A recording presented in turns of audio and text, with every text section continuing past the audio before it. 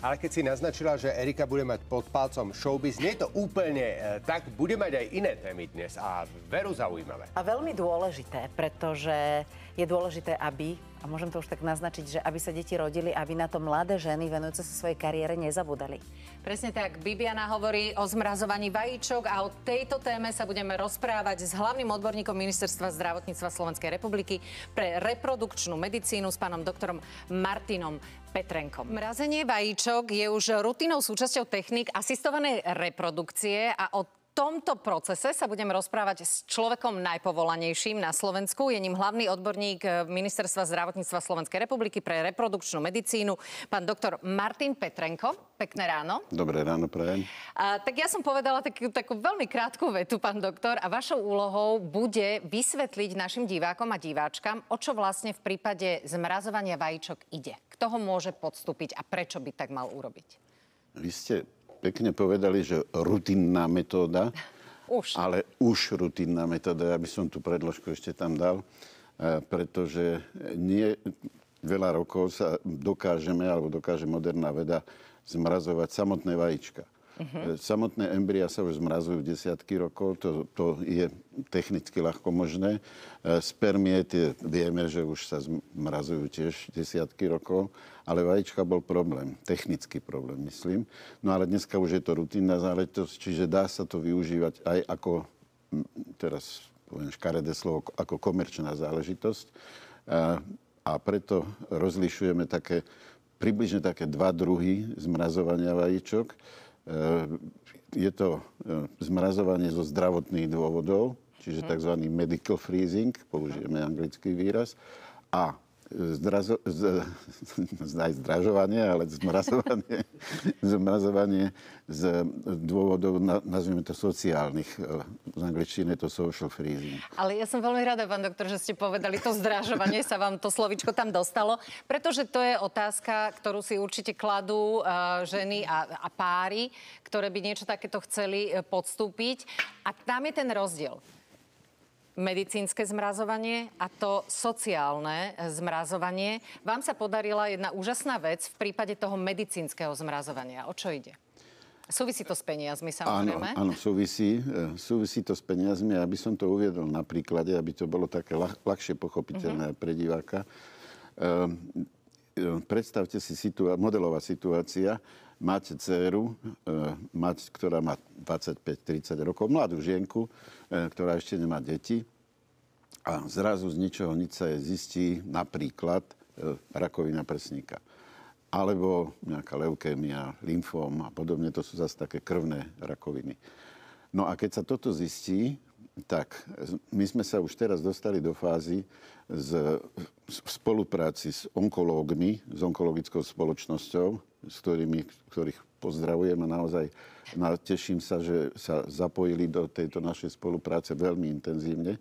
Sme sa dostali do fázy, kedy onkolog, ktorý zistí toto ochorenie, trvá karcinom prsníka, hneď odošle túto mladú ženu do centra asistovanej reprodukcie. V princípe je jedno, do ktorého na Slovensku, pretože všetky centra sa zaoberajú týmto mrazením vajíčok. No a tam treba, a to centrum okamžite musí reagovať, okamžite musí odobrať istým spôsobom hormonálnej stimulácie a podobne, musí odobrať tie vajíčka, zamraziť vajíčka, aby boli mladé, zdravé vajíčka zamrazené a čakali na svoje uplatnenie do budúcnosti. A hneď na to samozrejme je potrebná liečba toho základného ochorenia. Presne tak. To znamená buď chirurgia, alebo ešte následná prípadná chemoterapia. A tam je ten pes zakopaný, že tá chemoterapia môže, nie každá, ale po väčšine môže poškodiť samotné vajíčka, ktoré ona má vo vaječníkoch a mohlo by sa stať, že by zostala akoby vykastrovaná, ľudovo povedané. A v prípade takéhoto dôvodu zmrazovania vajíčok toto celé prepláca poisťovňa. V prípade toho sociálneho zmrazenia vajíčok, tam teda si to pacientka hradí sama.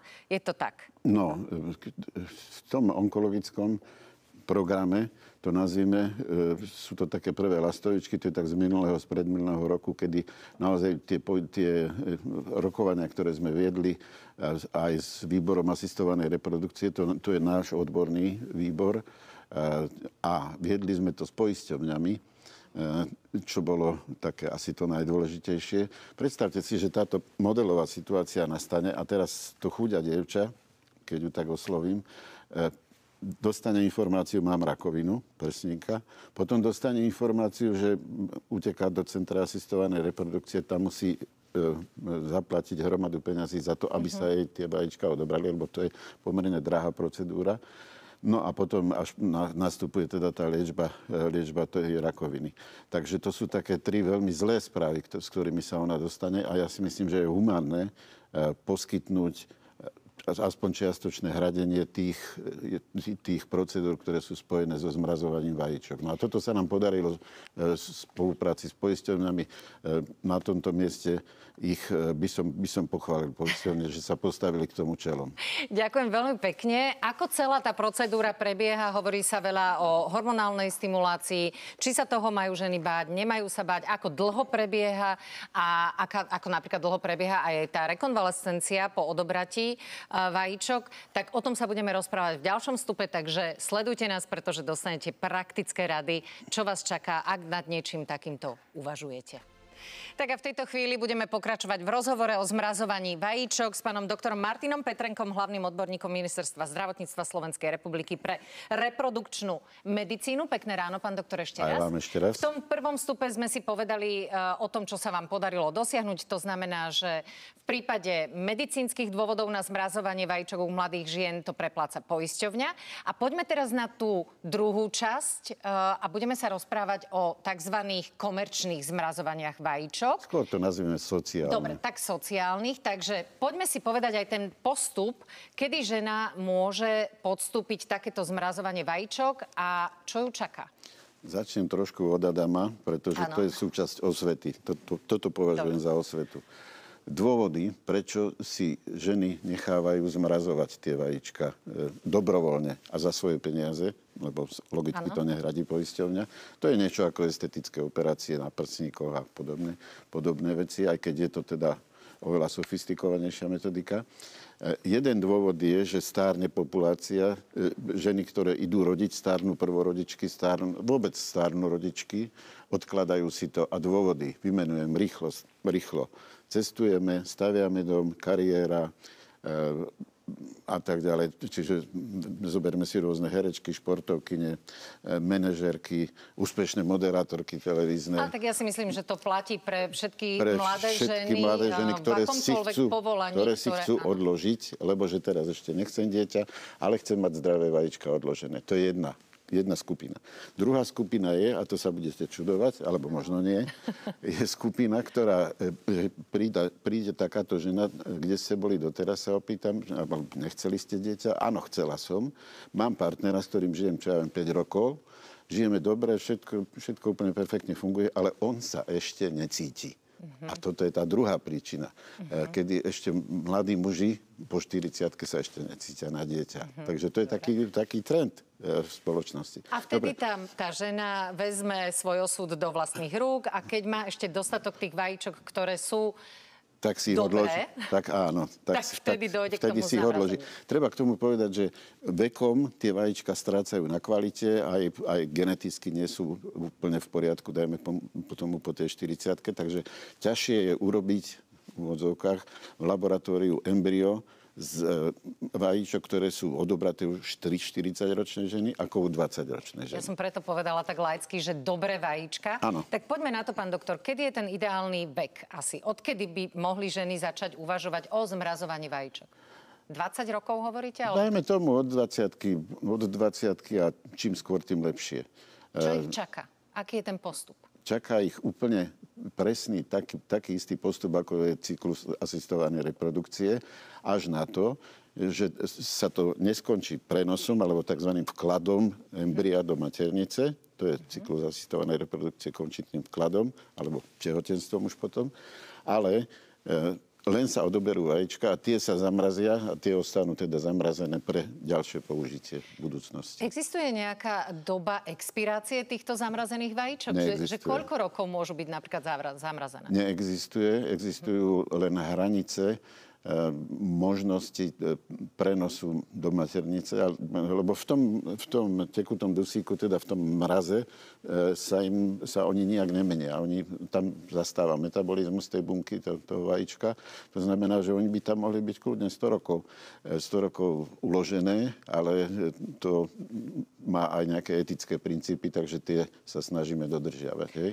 A teraz poďme, pán doktor, na takú otázku, lebo aby sme neboli len takí probratislavskí, lebo to sa nám častokrát vyčíta, tak poďme na celé Slovensko. Ja neviem, keď nás teraz sleduje žena niekde na východnom Slovensku alebo niekde na severe Slovenska, každá žena na celom Slovensku môže navštíviť svojho gynekológa a povedať mu o takejto možnosti, že ju chce využiť? Áno. Pretože už dneska na Slovensku máme centra asistovanej reprodukcie pozdĺž celého Slovenska. To znamená, keď začneme Košicami, Banská Bystrica, Martin, Nitra, Bratislava. Takže vo všetkých týchto väčších mestách sú centra a veľmi kvalitné centra asistovanej reprodukcie. A ak teda dobre rozumiem tomu, aj žena, ktorá aktuálne nemá partnera, ale blíži sa k veku, kedy kvalita tých vajíčok môže začať klesať, tak môže podstúpiť zmrazovanie vajíčok. Odber a následné zmrazenie. Áno, je to jej želanie, ona si to financuje dokonca a neprichádza do úvahy, alebo neprichádza manipulácia s nejakými spermiami, vytváranie nejakých embryí. Proste ona si odloží časť svojho organizmu, to znamená tie vajíčka si odloží proste do mrazáku a má ich tam. A nemôže žiadny lekár povedať, že vy nemáte partnera, tak vy choďte preč. No to môže povedať len vtedy, keď ona by chcela dieťatko. Aha, ale ona nechce dieťatko. Ona chce mať len odložené svoje vajíčka. Tam sa ten proces zastaví. A na to má nárok. A posledná otázka. Platí niečo podobné aj pre mužov? Dajú sa aj im odoberať spermie? Aj na to by možno páni mohli myslieť? To platí už 10 ročia. Som povedal, že spermie nie je problém zamraziť kedykoľvek, akokoľvek. Takže keď príde chlap do laboratória, odloží si spermie. Inak bežne sa to deje. Takže... Tak fajn, tak ja som rada, že aj muži sú takto uvedomili a myslia na to, že aj oni stárnu. Pán doktor, ja vám veľmi pekne ďakujem zatiaľ. Myslím, že táto téma by zniesla ešte niekoľko minút, možno ešte jeden rozhovor, ale utekáte operovať, takže vás nechám. Ale povedzme našim diváčkam a divákom o vašom YouTube kanále, kde všetky informácie môžu nájsť. No, môj YouTube kanál vznikol úplnou náhodou. Vznikol z takýchto vstupov v mainstreamových médiách u vás, v iných televíziách mainstreamových, nebudem ich menovať, všetci ich poznajú. Takže z určitých videí, ktoré sú zaujímavé, z rozhovorov alebo z dokumentárnych filmov, som urobil taký svoj kanál a tam som postrihal jednotlivé videá, je ich tam asi 20. A ten kanál sa volá Martin Petrenko. Ďakujem veľmi pekne. Martin Petrenko bol naším hosťom a ja sa teším, že ste prijali pozvanie. Pekný deň vám prajem. Ďakujem za pozvanie.